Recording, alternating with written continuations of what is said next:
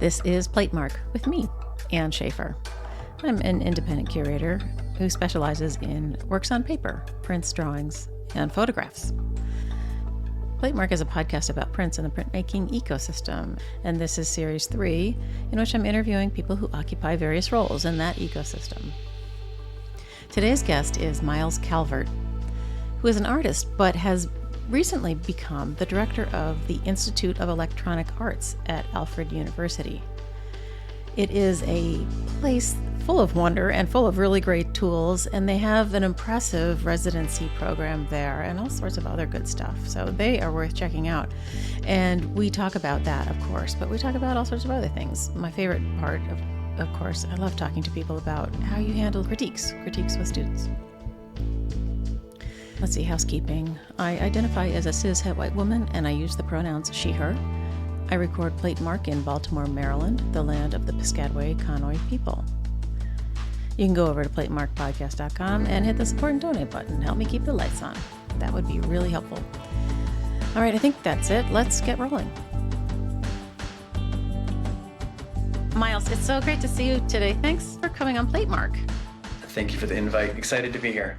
Yeah, we just met recently at the MAPC conference. For everybody who doesn't know, that's Mid-America Print Council in Kansas at the end of the summer. And actually, it was the beginning of October, wasn't it? Wasn't even that long ago. I can't remember. I don't know what day it was. It is. The beginning of October, and it was wonderful. We had a great time. And when I met you, I knew I wanted to talk to you because, one, you're funny and lovely, and two, you have a really interesting job. But before we get to that part, please introduce yourself for everybody. Okay, my name is Myles Calvert. I am a printmaker / professor / I don't know what you want to call me these days. I grew up in Ontario, Canada, Collingwood, Ontario. Went to the University of Guelph, 45 minutes west of Toronto. Nobody knows where that is. Excellent university. Did a master's abroad in the UK, Camberwell College of Arts, University for the Arts, London. And then stayed in the UK as long as I possibly could, roughly 5 years. Ran out of visas, had a deportation party, worked at a few different galleries while I was there, like the National Portrait Gallery, which was a dream, my favorite gallery, and the Jerwood Foundation. They opened up a new contemporary gallery in Hastings, East Sussex, down on the coast.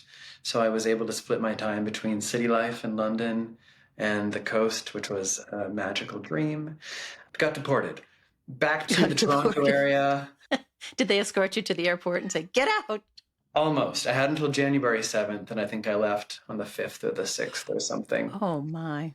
Started working in Toronto at a laser engraving company, and then got a semester working in advanced printmaking at my alma mater.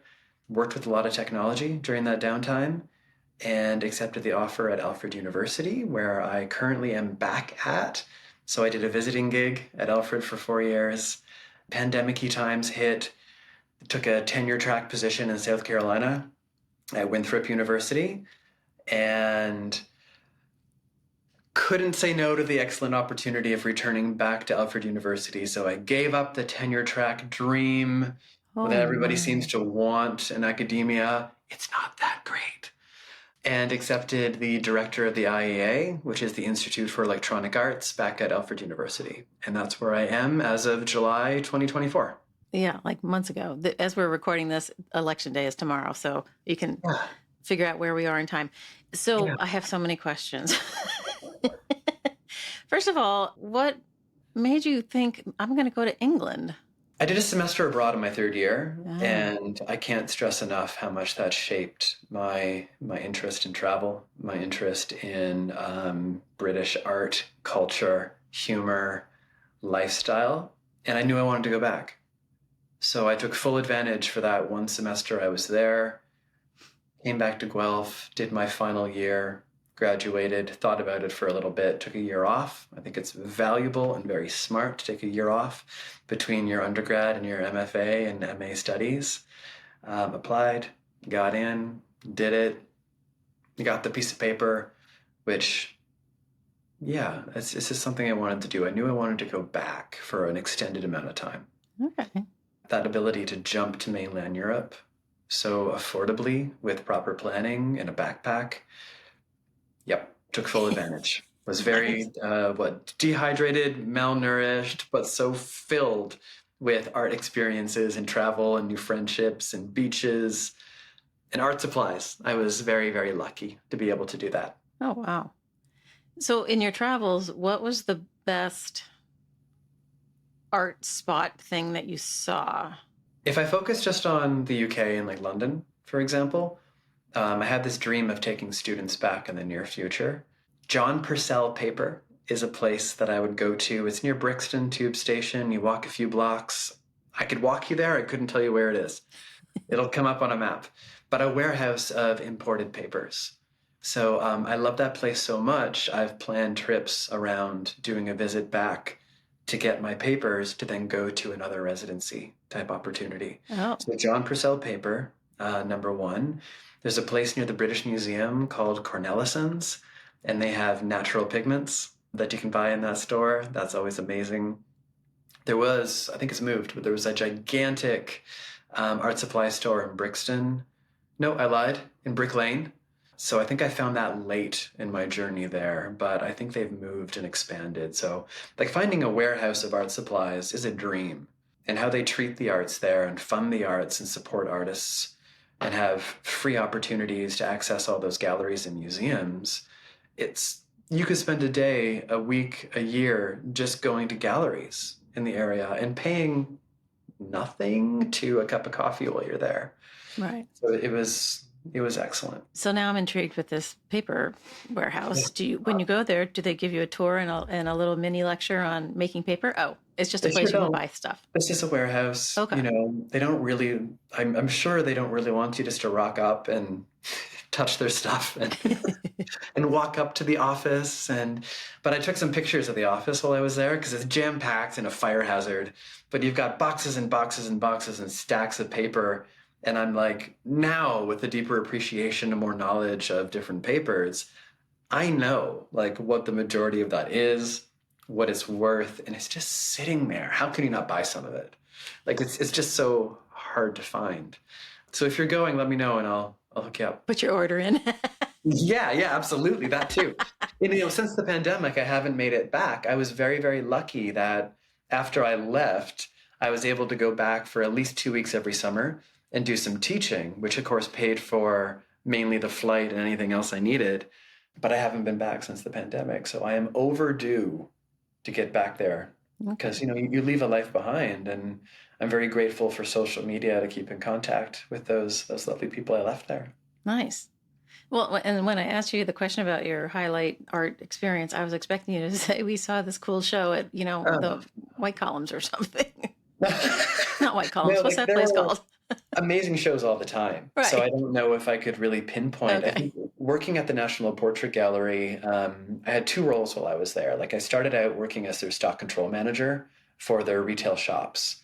So they had 2, often 3 stores in the gallery and then the online shop as well. Loved it. Absolutely enjoyed that atmosphere. But I would also do front of house. And my favorite position, front of house at the gallery, was standing at the very front, rotating door, watching tourists get stuck in the rotating door and just watching, not giving them any assistance, just watching. And then, and celebrities would always come through. And I got to, guard big Freud paintings and portraits and the BP Portrait Prize, the Taylor Wessing photo competition, like these big contemporary well-known exhibitions with a big draw, but always free for entries. Working at some of the private views, like the opening reception nights. I would do that again in a heartbeat. Does the National Portrait Gallery collect only British subjects or only British painters or artists? They're across the board. I think they probably have some mandate where they have to collect a certain amount of British-based artists and subjects. Yeah. I suppose. The last one that I recall before I kind of got out of there was a commissioned portrait of Dame Maggie Smith. Oh. Who just passed away a few months ago. She did just die. Oh, I love Maggie Smith. So seeing her portrait there, like it's a very influential time, I would say, like my 5 years in the UK. It was just like the right amount of crazy, the right amount of interesting art exhibitions, And I did some volunteer work. Like I volunteered for a short amount of time at Thumbprint Editions Oh, because I was having some struggles with my master's program and wanted to be kept very busy.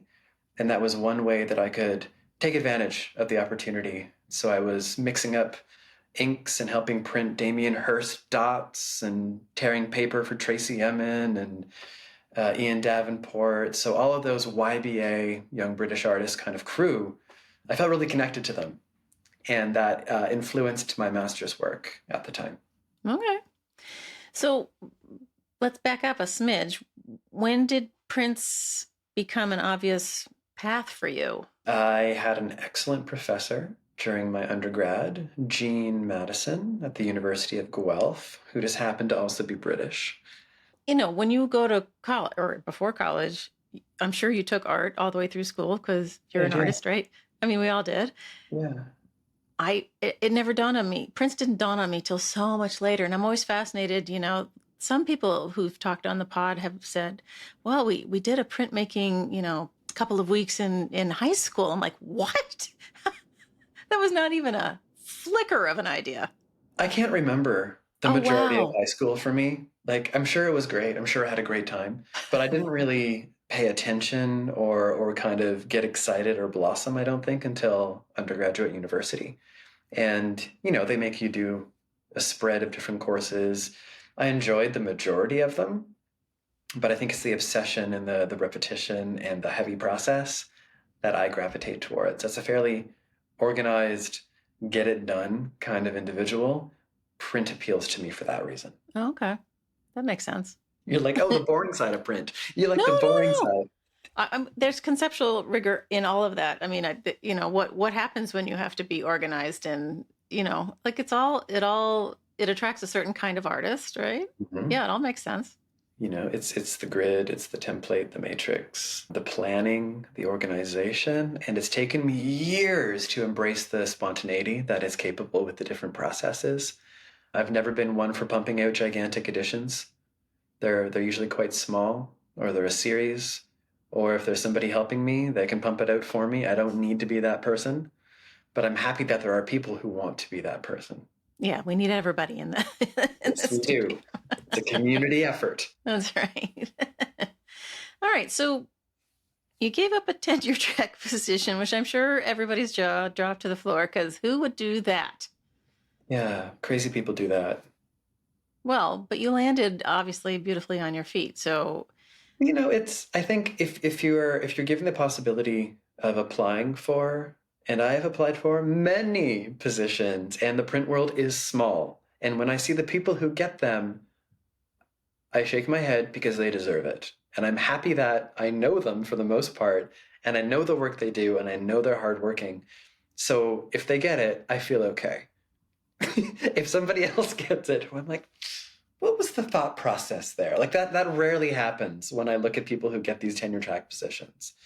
And I was happy. Like it was fine. It's a small department at Winthrop. They do amazing things. The students were amazing. Some of the best colleagues I've ever worked at. It just wasn't a good fit for me, and it wasn't working. And I gave it 4 years. And if I could bring them all here, I would be the happiest human in the world. Yes, the weather was amazing. Yes, I could float down the river with my colleagues and actually have a social life at the same time. But moving back to Alfred, I'm closer to Canada. I'm closer to my family and some of my closest friends just over the border. And I knew what I was getting into. Like I know what this Alfred community is like. I know how small it is. I know how dark it can be in the winters, and how to deal with that. So when I saw this position available, I'm like, okay, this is something I have to go for. ah. And it worked out. When you say it didn't work out at Winthrop, I mean, you don't have to tell me that this administrator was a jerk or whatever, but like it wasn't your colleagues and it wasn't the students. Okay. It's a Did you have a vibe. bad breakup or something? It's like, where does the institution put their priorities? Where does the Okay. state put their priorities and their funding?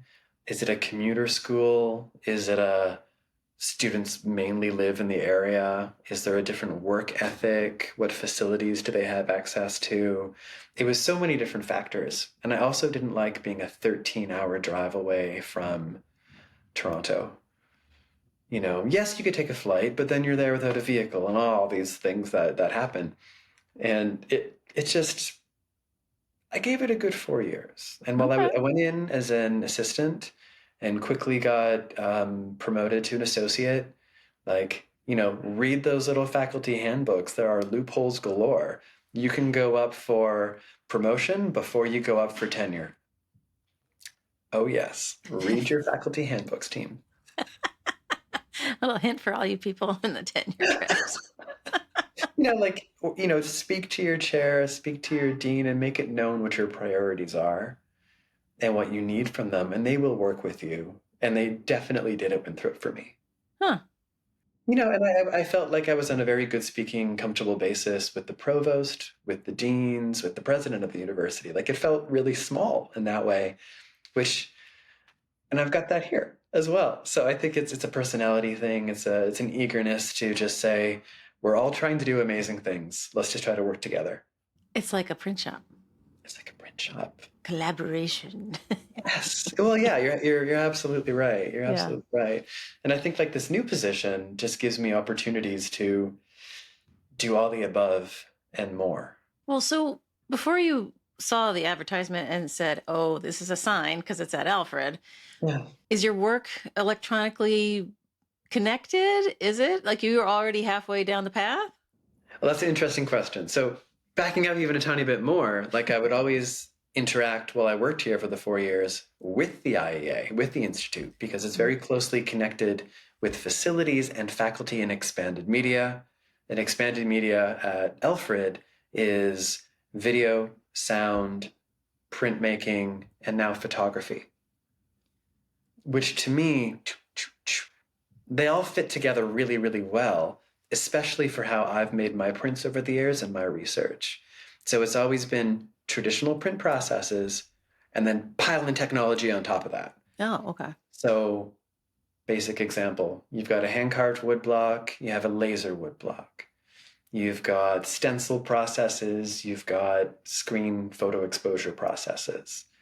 We have high-tech scanners, we've got 3D scanners, plotter devices. It's just, to me, that's all expanded media, new media, print media.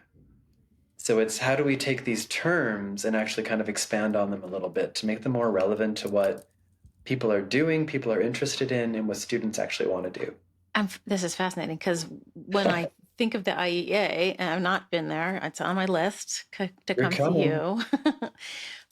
But I wasn't thinking of the electronic aspects of it being the tools with which to make the art. It's kind of a yes and situation. Yeah. You're right. It comes down to tools and it comes down to how do you use them for what you want to produce. So yes, we have a lot of artists and residents who come through who use wobulators, CRT screens, LED screens, synthesizers for video and for audio. What else do they use? They use everything. They use sensors. They use VR goggles, Arduino. And yeah, that's the part that I'm not up to snuff with. I have a lovely team. Like I have support here and staff who are like, that's up our street. So we're always working together to basically look at these applications for all these artists who want to use our facilities here. And by the way, like this whole area in New York, Southern Tier / upstate / where are we? Western New York, Central. It's all kind of that kind of area. That's not the city, essentially. There's a deep, deep history here of tools that were made for video and sound manipulation that people around the world apply to come and use. So we have this resource that is so niche and doesn't exist anywhere else. That's why we get so many interested people. And it blows my mind. So one of my big goals and missions is to make that more visible via our physical location on campus and on social media, so people are aware that this is a resource they can really tap into. How do artists? Yes, right. I know it is a little mind blowing. I mean, we have to get into like how the place supports itself, but that's another question. But how? I didn't even know where to start. I know. How many artists can you host in a year with the students in and out also? Like what's the residency That's a good situation? question. So the students obviously always get priority in terms of facilities access and tools and all that great stuff and faculty support. The IEA, Institute for Electronic Arts, we have two separate studios as well. So we use the expanded media print facilities and CNC routers, laser engravers, all the traditional print equipment, and the large scale digital format printers that they have in expanded media. But we also have some of those in our spaces as well. So there's always a backup plan. Like, okay, the 60-inch wide printer, I'm sorry, you can't use today. We can probably use it tomorrow if you can wait till tomorrow. But if not, we have a 40-inch over here in the other room that you can use in the meantime. So we look at the proposals. They're coming from either 1 week or 2 week periods. They get a stipend, they get housing, they get materials, and they get technical support with our staff here. So Materials. it's materials as well. Whoa. So we have an amazing paper stock, beautiful Chinese papers, some Thai papers, and Western rag.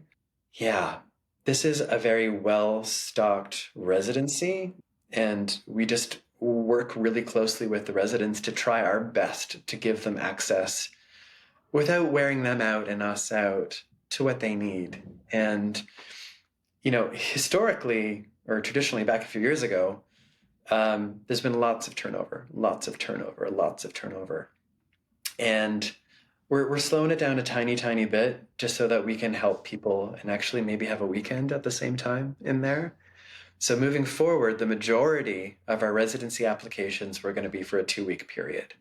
Oh, okay. So don't quote me on this because things could change down the road. You basically get $1,000 a week stipend, plus all the above that I mentioned before. Okay.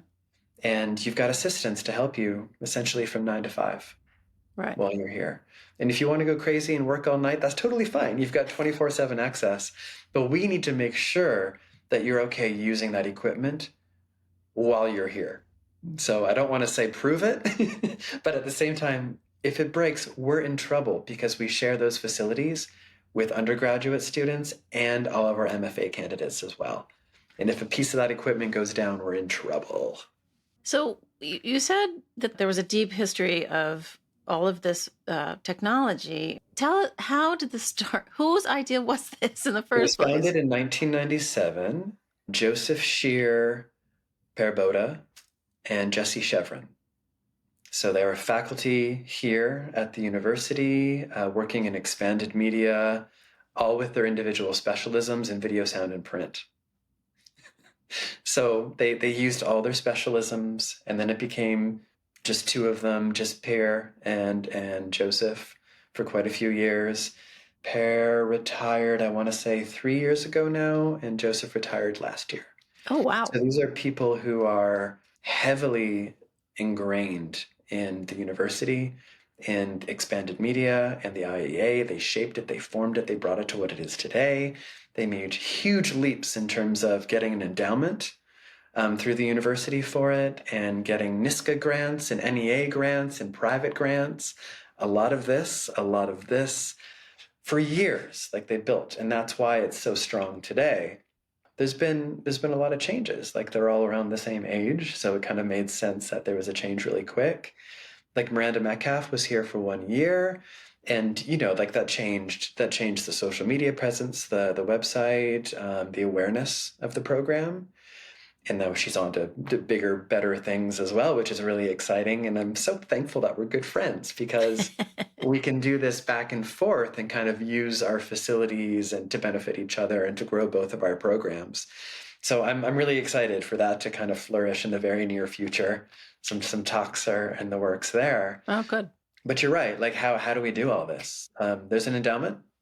It's not huge, but it's a really great starting point. It's kind of guaranteed something each year to keep us going because I've got staff to pay, and that's a big stressor for the position. And we want to get as many artists as we can and support them as best as we can as well. So I'm constantly working with my team to write those grants and then report on those grants and just prove that we're using that money well and always looking for more. So, for example, we just had our new media residency open call, which closed on the 11th of October. We normally would get 40, maybe 50 applicants. This time we had 167. Whoa. Which is amazing. Like, it makes me feel good. It makes me feel like we're getting it out there. And now we're reviewing them as we speak, right? And because we're getting international applicants, we want to be able to give them money to help them physically get here. Oh, yeah. Which means, oh my gosh, we need to find another grant now to help them get here, or else they can't accept it. So there's a lot of working parts, which I slightly enjoy doing. Like, I like budgets, I like organization, all those printmaking characteristics that it goes back to. But I also like getting dirty and working in the print studio and rolling up a wood block or working on a screen print with a resident who's here. Because, that print world is quite small. If they're here, like Catherine Polk we had for 2 weeks, I wanted to work with her for 2 weeks. Yeah, yeah. Couldn't, but it's fine. But as part of your contract, is there a line that says you have to teach a class once every 5 years or something? Is there some teaching element? That's a really interesting situation. Yes, kind of. Yes, kind of. Historically, my position was from a faculty member who was also director at the IEA. So they taught and ran the IEA. Since those positions don't exist anymore, I'm just the director. I'm not technically faculty anymore. The dean would like me to teach at least one class a semester. Oh. And I think I would miss teaching. So I like the idea. We're just trying to figure out what that might look like. So not this semester. They're going to give me a year to get my feet on the ground, which I think is deserved. And I'm greatly appreciative of that. Generous. It would be like the business of art or something, or I would develop a class to tie in students to working with the IEA, because we do have 3 interns, because we have an extensive archive dating back before 1997 of, digital work and physical prints. So there's a lot to look after. Plus, we're launching at SGC in 2025 IEA editions. What? So... yeah. You've been holding out on me, Myles. Well, I'm just saving it for the podcast. That'll be a soft launch in Puerto Rico. So we have some invited artists who we're building up a little resource of, who we are making editions with. So we're going to be selling their work, because I can't always rely on grants and endowments. They dry up, they go away. There's bad investment years. We need something to be a little more self-sufficient. And the quality of work that we're pumping out with our artists here is pretty high. So we need 2 for the archive, and the rest we can sell. Get them out there. Yes. Hear you. But that's a lot, as you know, because you're a natural salesman. That's a lot of work too. Like, that's on top of teaching one class and running the budget and everything else. Okay. We'll see how it goes. Like, I feel very... very supportive with our current dean for the School of Art and Design, Lauren Lake. We have a great relationship. She knows the struggles that we're having. She knows the changes I wish to implement sooner than later. And it's been a really nice communication and thought process and back and forth. And I think we can do it. And if can't, we just slow things down a little bit. Right. But getting to a financially independent state would be great. And we're really close. Like, for the past 20 years, the IEA has been receiving some form of a NISCA grant, which is incredible. It will break my soul if I'm the first year that we don't get it. Because they do restrict, like, some of those grants. We can only bring in residents from New York State, for example, because it's New York State funds. Oh. So it depends where we get our money from as to who we can actually bring in. Gotcha. So if you look back to our alumni, you'll see, gosh, those are a lot from New York City. And I'm like, yeah, but they're international artists living and working in New York City legally. So we can technically pull them up that way, little loopholes and things. But we also need to and must support Western, Southern Tier, Central New York. Like there are so many artists who are not supported or represented in our region. Oh, So I'm we do a sure. lot of public film screenings, for example, exhibitions. Everything we do is open to the public and is for free. So we try. It's hard to get people 2 hours south of Rochester. Well, It's an 2 hours hour and a half. away. Yeah. Sorry, Buffalo is roughly 2 hours. Rochester is like an hour and a bit. Okay. So we're it's hard to get people down, especially in the bad weather, right? The bad Oh, for months. sure. We serve the community as best as we can. Of course, we could do it better, but we do have some great connections in the other cities as well. So, for example, in March, we're having an exhibition at ROCO, Rochester Contemporary, exhibiting 3 of our IEA alumni for video work. Oh, cool. We've done stuff with the Birchfield Penny in Buffalo, like projected on their building, which is just amazing. So there's opportunities all over the place, and I think it's part of my job to maintain that and solidify it. Can you think of another university that has such a situation with an independent but not independent? I mean, Independent there's but not independent is the perfect wording, because we're in the School of Art and Design. We're in the College of Art and Design, right?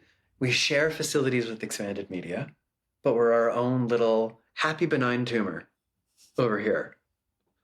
Like doing magical things with magical budgets that benefit the whole.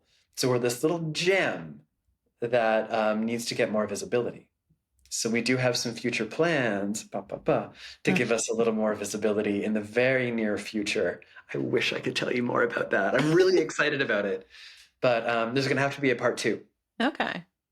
Yeah, being on the pod once is not enough. But I don't know of a lot of residencies that are print and technology heavy like we are. Right. One example is the laser wood blocks again. When I was here 8 years ago, we were pumping out laser wood blocks every day. And it seems to me that it's fairly new for lots of institutions now to do laser wood blocks. And I go to the demos and I'm like, they're done very well and they're getting excellent results. And I'm like, were we crazy ahead of the curve? Apparently. It blows my mind, but it also makes me really, really happy. And I'm hoping we can kind of stay above it in a not discreet way, but in a very humbled way, where we can invite people to try it, to improve on it, to research it, and then to take it out and use it elsewhere. People ask me periodically, like, well, what do you think of the artist using a crutch like a digital whatever? I'm like, artists don't ever not use something to help them. Why would you not? Photography. Yeah. Tracing paper. Yeah. Like, how Camera far do you want to obscura. go back? Exactly. Assistance, right? Yes. It's all the same. And I was very fortunate enough a few weeks ago to be invited to go to Xi'an in China, to the Xi'an Academy of Art. It was their 75th anniversary of that university and the 5th biennial for the IAPA, bear with me, International Alliance of Print Academics? Whoa. Something like that. And talk about printmaking and artificial intelligence. Oh. So another thing that is just terrifying everybody in the universe is yet another tool for artists to use and utilize and abuse. And I bet you anything, in 5 or 6 years, there's going to be something scarier that comes out and no one's going to really care that much about AI anymore. So, yeah, I was watching your trip to Xi'an on the interwebs, as it were, and it looked super exciting. I've never heard of the IAPA, first of all, which kind of fascinates me, because if it's an international thing, you would think more Americans would be involved. Like, how many Americans were there? I think they have been for, it's a 5-year situation at the moment. I think they have been. From what I can tell, Joseph Shear went for years, my predecessor. Alicia Candiani, who most people know, amazing printmaker, residency, Proacto Assay in Buenos Aires. She's on the board of directors for that conference as well. I was very happy that she was there. That was my first time to China, and an amazing first experience and first opportunity. Here's a translator. We'll pick you up. We're taking you here. Here's your structured event. I think Printmaking in China is so traditional yet advanced at the same time. Oh, interesting. And their papers are phenomenal. Their scale of work is huge. So here I am submitting my work for the exhibition over there, 22 by 15, 3 pieces, thinking, well, I don't want to take up too much of their space. That will be a respectable thing to send. Everyone else is doing like 40 by 60 lithographs. And I'm like, oh my gosh, like it's just phenomenal spaces. And the amount of money and opportunities that they throw at their faculty, their students, and their facilities, like their exhibition facilities, blew my mind. I would like to go back at some point. You were there as Myles Calvert, the artist, not Myles Calvert, the director of the IEA. IEA. I Okay. was invited to lecture about, AI AI. in printmaking, as were the other 18 invited global faculty who work in print from, 2 lovely guys from Italy, for example, Alicia from Buenos Aires, Argentina, Bulgaria, Iran, Spain, Germany, Wow. others, Norway.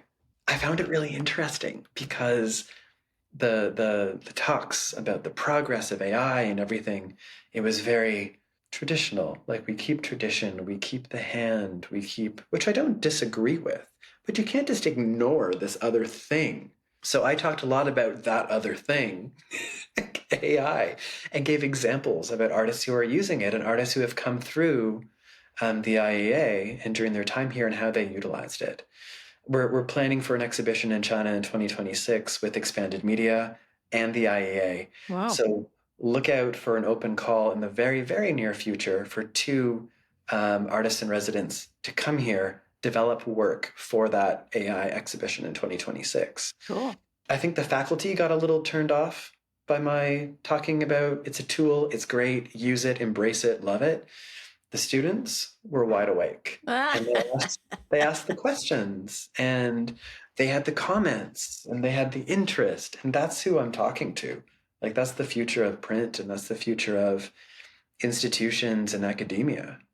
So I'm happy that they picked it up. Yeah, I can appreciate it as a tool, but there's also that other side where, the whatever it is, the big brother in the sky is Yeah. ingesting the artwork of millions and millions of artists into its algorithm or whatever you call that. I'm no techie. Yeah. And But what do they do with it? not much, nothing great. No I don't much, know. nothing great yet. Right. But what about being able to acknowledge or approve of or get credit? Like what about all that? I don't know. Okay. I, if you put it out there, it's seen by people, it's documented, it's on social media, it's shared, it's in people's background photos. They're not going up there with a scanner and getting every single little pixel from your image. Yes, they can make a reproduction of it, and yes, people's images, which are primarily digital, are stolen. I don't like it. I don't have a solution for it. I don't share everything I do in social media. I wait for an exhibition and then it gets out there. But at Right. least you have the documentation that it was in an exhibition first. Okay. Interesting. That's a good tip for people. Well, I try not to, I give away details and close ups, but I'll never give you the full picture until it's in the show and how I want it to be seen Okay. for the most part, Yeah. you know. That makes So, sense. and if people are going to steal your images, just let them and then steal it back and improve on it. And it's just going to be, I don't think there's going to be any way of controlling that. It's the wild, wild west. And people will calm down in a few years because at the moment, AI generated imagery looks like AI generated imagery. It does. Cool. Like, I don't really know what else we can do at the moment. We could go down the legal thing, like we Right. could talk of appropriation, that you've got blurry lines all over the place. And I just don't care. It's not going to stop me from making or sharing or exhibiting. I don't think it's going to stop me from getting a sale or representation or a gallery show. So I'm not nearly as worked up or concerned as maybe I should be because other people are for me. Well, yes, that's That is true. I feel like you have a way of speaking that might calm some people down. Or they'll be like, this guy is just speaking nonsense, and they've closed the tab 5 minutes ago. Well, goodbye. That's okay. That's That's right. okay. But I it's, think I there's mean, bigger things to worry about. And if that's the big stressor for you, then your work should be all about that. And you should be commenting on it and reading everything you can and having a panel discussion and writing your thesis defense and making a book. But it better be a digital book because no one's going to read a hard copy anymore. that's not true. I like paper. Jesus.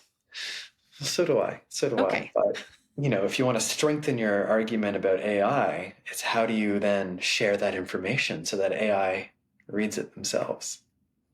Like I use it. I use it for mundane tasks, like administrative tasks. And quite a few things are the same ish from year to year to year to year. You can go in there, you can change some dates, you can update some words, you can add a little caveat. Wham, hours saved. I could write a hot sentence, I can get it to enhance it ever so slightly. Wham, get those grants. Yeah, I wonder what the grant people are suddenly everybody's writing in this particular style. Yeah. It's I do think there are gigantic issues out there for anyone who has to write an essay in academia, anyone who has to grade those. Oh, happy that's not my job anymore. Yeah, you can't catch. It's hard. It's hard. Isn't it hard? And it's if they're understanding what they're saying, if they've done the research, if they've proofread it, if they've thought about it, if they have an opinion, they're learning. Yeah. They're growing. I know I'm a lot older than you, but this whole idea of the book and paper and a pencil and a pad, like I don't. Yes. Oh, nice pencil. Nice. Myles is holding up a Platemark pencil. Love it. Next time anyone sees me at a conference or a print fair, you can ask me for a Platemark pencil because I'll have one in my hand. Yes. But I have to, I can listen and learn. I have a hard time watching, and it's all about the ears and then through the hand. So I have to take notes by hand. I cannot type notes. And I think, everybody's brains are changing because of all of it.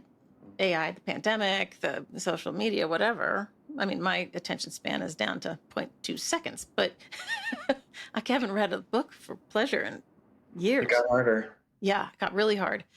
But I still, if I'm trying to learn, I'm old school, then I think a lot of people still learn that way, I do. Yeah.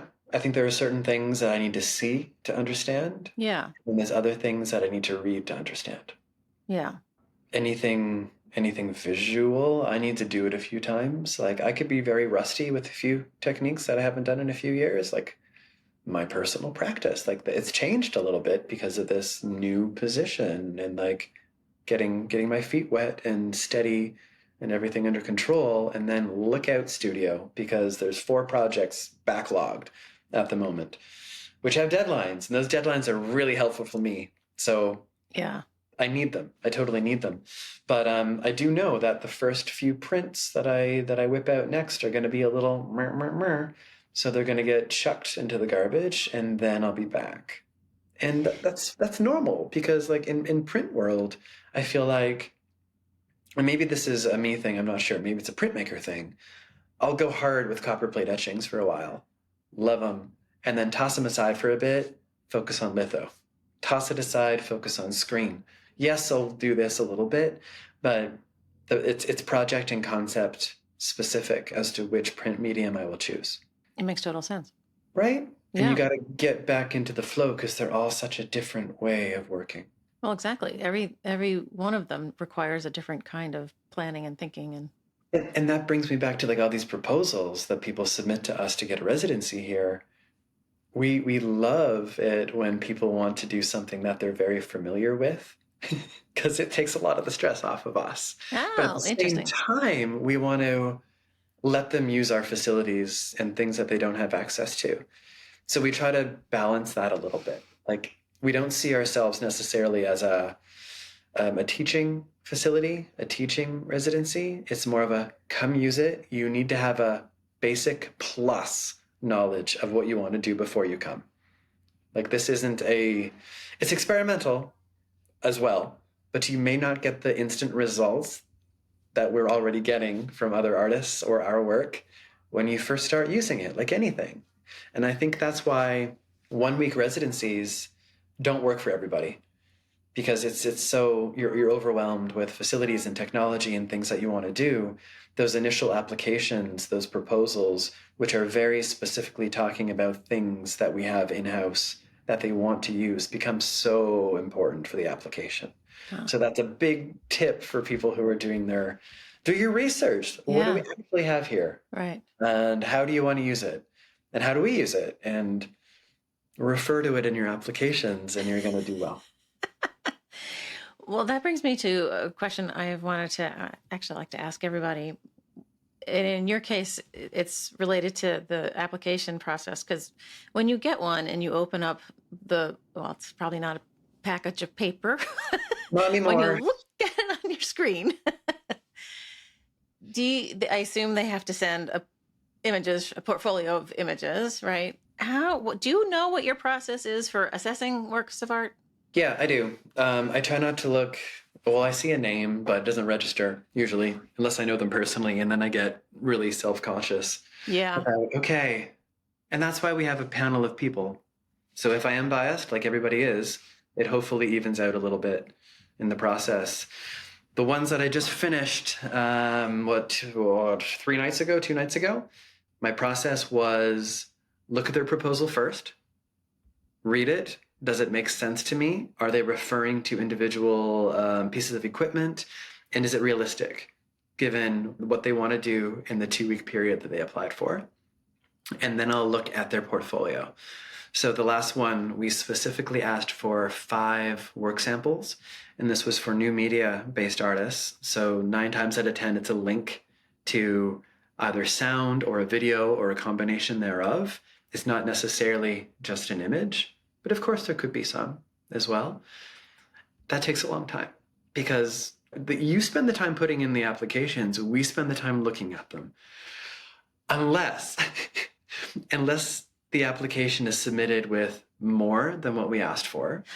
Oh, we cut I it. see. We cut it because it's disrespectful and it's not fair to all the other applicants. If you sent us 20 links to 20 videos and we asked for a maximum of 5, we're not looking at any of them.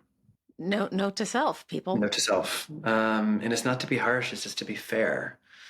So after I look at their proposal, I'm like, okay, this sounds like, whoa, they've done their research. It makes sense with our facilities, with our staff, with our capabilities here. And then I'll look at their images, and then I'm like, okay. And then I'll go back and I'll look at their CV last. And the CV rarely tilts me one way or the other. I'm just more curious than anything. Have they done a residency before? Where was it? Where are they coming from? You know, we only ask that you're not currently enrolled in a program. So you're not doing a degree. You have to be graduated or just not enrolled in a program, and you can apply. And we ask that you wait 2 years before reapplying again. It's a free application, so it's not like you're paying the slide room fee of $30 every time. But I do understand why some places do that. Like that's their funding. You know, they don't have an endowment. Like, we're very lucky to have one. So if you get 300 people, that's a nice little chunk of money to support your artists and pay your staff. I understand. We're very lucky in a university environment that we can pull from a few different funds if need be. Like, we usually have a bit of a backup that we try not to touch. Try, yeah, the rainy day fund. But that's my process when I go through looking at lots and lots of applications. Come February, we'll have our print and new media open call, which should be very interesting for printmakers. Come play for 2 weeks. Nice. Whoa. Who else is on the board that reviews everything? Is it faculty? Depending on the open call, I reach out to faculty and expanded media because we use their facilities. And the one thing that I've changed since I've got here, and come January, we have like new contracts. So depending on the grant we get, We either get artists to come in, do their thing. They don't have to give back at all. They're just doing their research, they're having fun, they leave. Every new contract moving forward, they're giving back to our university and students in some way in our community. So I've asked them to do upwards of 3 hours of community engagement during their 2-week time. That could be your basic artist talk and Q&A. Basic. We have a lot of artists who come through here. We could do something so more exciting. So what if you did a workshop? What if you did a one-to-one, like work with a class and do a critique with them? Or did like a demonstration specifically with a class? So I'm reaching out to faculty to review all these applications. I'm like, look at all these amazing applications. Who do you want to come here to interact with your class at no expense to you? The IEA will pay for it. I open that up to anybody in the School of Art and Design, because we often have a lot of crossover with dance, performing arts, music, sculpture, glass. Who do you want to have here come and interact with your students? Help me score these people, score them for whatever reason. That's the change that we're making come January. We want students more involved with the residents who come through here. I think that makes all the sense in the world. Like, what if they're there and they have, wisdom to share? Well, who is this amazing person currently working in the print studio making a beautiful 3-color woodblock or 3-color litho? I'm like, oh, that's Catherine Polk. And you know that she's here because she's working with your class next week for 2 days. Yeah, right. Golden. What a golden opportunity. Yeah. And 9 times out of 10, the artists who do come through want to interact with students. I would think that would be expected, honestly. I would. Yeah. Grants have changed. Like lots of the grants are more like, how are you giving back to your community, your region? And I'm like, well, this is one way that we're doing it. Yeah, brilliant. Well done. Which should have, happened years ago. But well, right. Here we are. Sorry. No shade, people. Sorry. So my follow-on and last question for you is, when you open up the digital portfolio and you see the first work, well, maybe that's not fair because you're probably zipping through them all and trying to get a sense of them as a whole. But okay, you walk into a show that you've not taken any part in, and you walk up to a work. How do you parse it out? How do you figure out if it's good or not? How do you figure out if you like it? That's the system I'm interested in. I'm always looking at presentation methods and like conceptual reasons for how it's presented the way it is and why they're showing me the image that they are in the way that they are. Lot to unpack there. So if I'm looking at Landfall Press, for example, we had an exhibition here. It travels. We were so lucky to have it for 2.5, 3 months or so. Just came down, 2 weeks ago. I know what I'm getting into in that exhibition. I'm getting 90% lithograph prints on paper, framed, a few wood blocks, and an installation piece. If I was to walk into a generic gallery, not knowing what I was getting into, I would first look at what the material is, and then I would look at what the visuals are, like medium first, visuals second, and then why is it on the wall when it could be hanging, it could be on the floor? Like, I go through all those really practical elements. And I'm the annoying person in the critique that will turn the print upside down in front of the student when it's clearly a portrait. It's clearly a portrait. Just to see how they respond to it and to get them to think of, why does it have to be the way it is? So then we start talking about dimensions and proportions and materials before we even talk about the concepts between the artwork itself. So I like stirring the pot a lot to get real reactions from the students, and I guess therefore artists as well, depending on the context. Students are artists. That's true. That's a really interesting question. Like, I see artwork framed beautifully that I think would operate much better as a stack of prints on a pedestal. Oh. Or stapled together as a tapestry. What? But I think so many people are taught, told, and think that prints specifically need to be framed behind glass to be considered finished. And I would say it depends on the body of work. It depends on the artist. It depends on the bigger intentions? Would you frame a zine? That's a print. No. You know, that's such a big question. That's a good one though, No. So they right? pay me the big bucks, Miles. But I'm fascinated. I mean, the way you do it is clearly from an artist's perspective. The Yeah. form and the presentation are below content for me because I come from a museum context. Well, at the same time, I've got a whole bunch of, and I'm grateful for it, experience in visual merchandising slash high-end retail sales, which I think everyone should do for at least 1 year of their existence. So the way you present something is so important. You know, it's the lighting, it's the height, it's the context. Why the heck is it in a white cube gallery space? Because you've been told that that is the pinnacle of how you should be presenting your artwork. That means you've made it. You've had representation. People are going to buy it. Well, isn't the white cube about having no distractions and being able to focus only on the object itself? Maybe. I don't Does know. it benefit the work? Does it benefit it conceptually? Should it just be thrown on the pier and part of nature and trampled on by the people walking by? I don't know. Well, are we assuming that the definition of art in this context would be to be able to keep it, collect it, and preserve it? Yeah, but why do you need to do that? Does it need to last forever? And if that's the case, we're going to have a lot of junk piling up around us. Well, I, that I is do true. like to think about, for example, National Portrait Gallery, Mark Quinn, and Self, which is he took a cast of his head and he filled it with pints of his own blood and then froze it. And it's on display in the gallery it's not water, it's something like water. And it's got 2 backup generators to keep it all cold in case the power goes out in London, right? And I think it's disintegrated at least twice since it was installed. And that is the question. It is a piece that is not meant to last forever. It disintegrates. Yes, it's been replaced a few times, but he's going to die. So, does it cease to exist, or does the blood lineage go down to his family members to keep refilling that cast of his blood head? And it was displayed at the exact same time beside a petri dish of DNA, which was a portrait of that person. So I think nothing needs to last forever, but it needs to give you some type of a response in the moment. And if you're not happy with that response, get rid of it.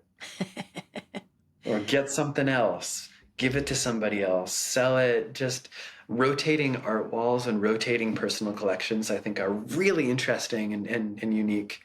Like, I have so many prints that need to be framed for their safety more than anything. Why do we print on fragile paper? We do. But you're also talking about reducing or even eliminating the preciousness of the object, which is a construct. It's somebody made that up. Yep. Where do you put your value? And Right. Are you measuring your value by money, cash money, hard cash money? Or are you measuring it by what it does for your brain when you see it? Even if it's not there tomorrow. Even if it's not there tomorrow. One encounter is enough. I have purchased artwork that I know has increased in value, and I knew it would increase in value, that I have not liked. Okay, well, I'll forgive you for that. You know, because I'm thinking that's my retirement fund. Sure. Or that's my root canal next year that I might need. So I think it's another form of currency. Yes. So your currency could be very low in the eyes of other people and still be very high to you. Yes. We don't all agree on it. That's right. And I also, just so you know, I do appreciate a work of art whose purpose is to degrade. I think that's super cool if that's built into the whole meaning of it. Like, yeah, Gustav wow, Metzger. Do you know Gustav Metzger? Just by name. His work was he painted with acid, and it was called autodestructive art. He had a big exhibition at the Tate, Britain, I believe, years and years ago. He would work with students, but his work referenced the atomic bomb and like destruction and things that weren't meant to last forever. So I like to shake it up a little bit and say, all right, let's just tear this print up and maybe make a better one tomorrow. And that's going to destroy a first-year student. Um, which is not my intention to stress them out, but it's relax a little bit. You're not cutting into a human body. You're making artwork. Yes, We can not take it down a notch. right. And But still take it seriously. yes, well, there's that. But there's also, the work of people who are no longer living. So, you can't just walk into the studio and make a new something. No, absolutely. Absolutely. I think museums and galleries serve a very good purpose, but we will run out of space. Yes, we will. So what do we do? Yeah, Do we I know. digitize it and let our AI overlords just take care of everything? Sure. That could be great. I don't know. I'm not sure. I don't think we'll be around to really see the benefits or downfalls of that. That's true. Yeah, that's a long way off. Okay, so I lied. One more question. How many students have you made cry in critique? Oh my gosh. Less than you may think. I think I've only made 2 cry, just so you know. More. But I think it's because I like to give direct feedback fairly quickly because I don't like wasting time. I don't like rambling and talking around the elephant in the room. So, for an example, I had a student who made a beautiful, beautiful, beautiful lithograph. It was stunning. We go to critique, it's up on the wall, we're looking at different types of paper, we're discussing, which one to edition. They signed it in gel pen. Oh. Jesus. It's just, for example, I'm not saying that they cried because they're like, well, what's wrong with gel pen? And then we had an excellent discussion about tradition, history of print, and that sparkly blue is actually taking away from your image, and people are not there to look at your signature or your title. But titles can be very important and informative. I like to have fun with mine, for example, but it's taking away so much from all this time you spent on this beautiful process and beautiful image that this print does not need to exist anymore. But thankfully, it hadn't been editioned. So, but You said that? I go in hard. I'm like, I will not accept that as a print for your portfolio. And You here's said why. this print doesn't need to exist anymore to that person? Something like that. Yeah, something Myles. like that. But the rock exists, and thankfully it was approved, right? So there's no biggie going on there. But right in, tell me about the gel pen choice. There's no time to waste. Like I have No, had I students agree. who have cried, but it's because they're so emotionally attached to what they produced. And I think if you're that emotionally connected to something that you can't get through a few sentences talking about it, you're not ready to be making that artwork yet. So you need to take a step back from it. I've had incredible students break down because their work has been about something so close to them, so fresh to them, that they're kind of blinded by what they actually want to talk about. And it's just not time to make that art piece. Well, and in addition, they're so young and fresh at this whole game, right? And I can't tell you how many artists have said to me, well, it took 15 years for me to figure out what I was doing on that Well, thing. and kudos and high fives all around for picking something that they so intensely care about.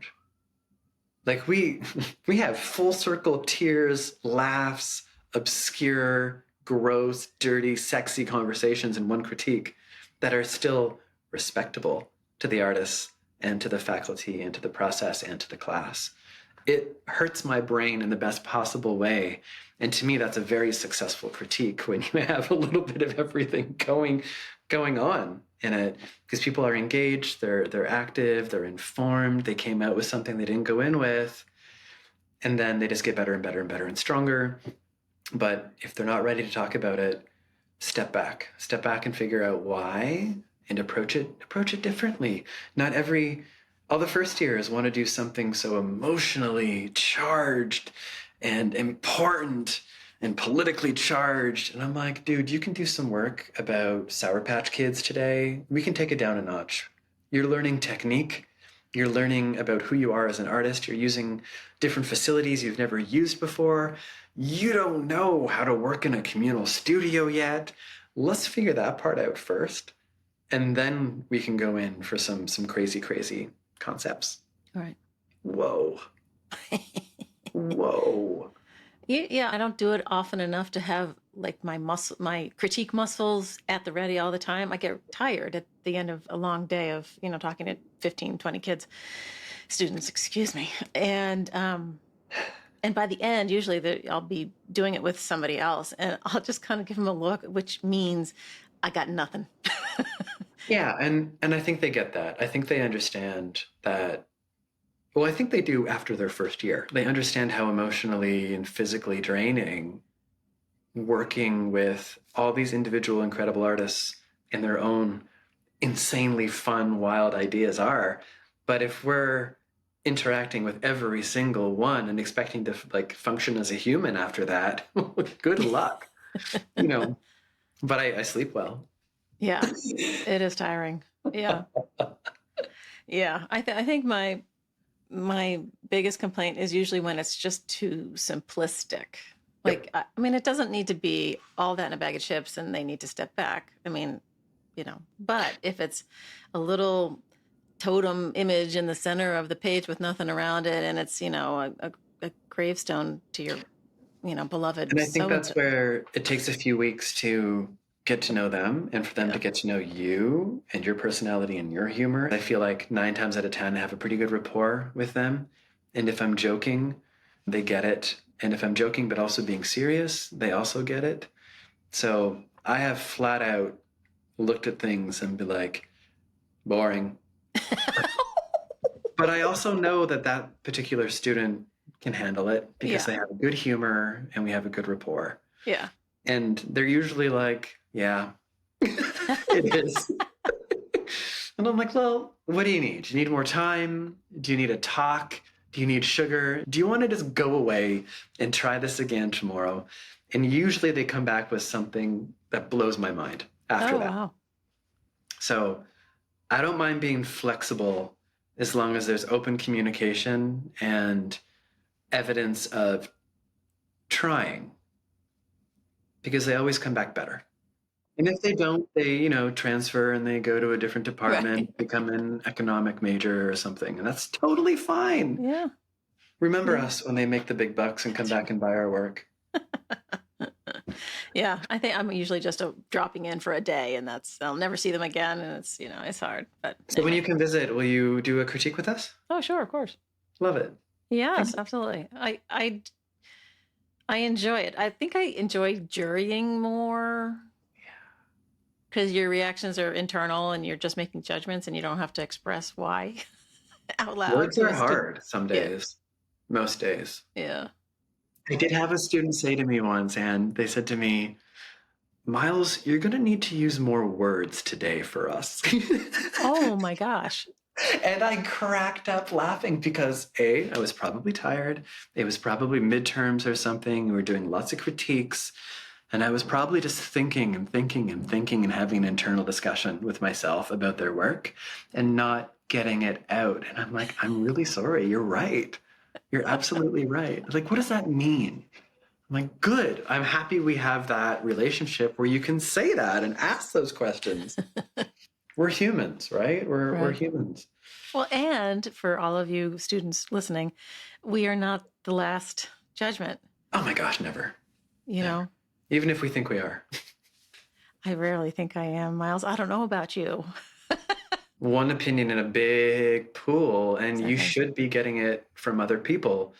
And that's why I call them my critique assassins. I often invite other faculty from different departments even to come in and sit in a critique when I think they've heard from me too much. They've heard from me so much that they're not listening anymore. I'll bring in a critique assassin and not tell them, just to get different feedback, which usually is really similar to mine, but just from a different person. And it really elevates everything. So if you'd like to be a critique assassin, sure, that'd be amazing. Sign me up. Right? You get a badge and everything. Nice. I've never been to Alfred. I'd be curious to see it because I hear great things. It's a great place. Yeah. It is a great place. I'm glad you found a place that you feel at home and challenged but comfortable. challenged, but getting more comfortable. Yeah. Yeah. Like I said, it's so nice to be able to drive to Toronto, drive to Rochester, drive to Buffalo. New York City is like 5.5 hour drive, which to me is doable. Not on a regular, but doable. And I'm right by 3 international airports, so carbon footprint, what? Well, yeah, okay. All right. Well, Myles, we have talked at length. I don't think we've exhausted our topics, but we can do a part 2, of course, because there's more to say. But thank you for coming on the show today. It's been really lovely. Greatly appreciated. Thank you for the invite, the ask, and I hope to be seeing you again soon. I know. Yes, I would like to be closer to you because I find you lovely. You're so sweet. Thank you for joining me for this episode of Platemark with my guest, Myles Calvert. Myles has such great energy with students and with other artists, and he's a delight to be around. So I hope you enjoyed the discussion as much as I did, and I'd love to talk to him again sometime, see how everything's progressing up there at Alfred. Thanks to Myles for being a great guest. Thank you, Myles. And also, as usual, one to Dan Fury for being my sound and editing guy. Thanks, Dan. And one to Michael Diamond for the use of his original music. Thanks, Uncle Michael. Lastly, one to Skip Barnhart and Lee Turner for the studio sounds that start and end each episode. Thanks, guys. Okay, you can head over to platemarkpodcast.com and find the show notes for every episode that we've produced over the last 3 years, or however many it is. I don't even remember. And you can also hit support and donate and help me keep the lights on. I would appreciate it. All right. We'll see you next time.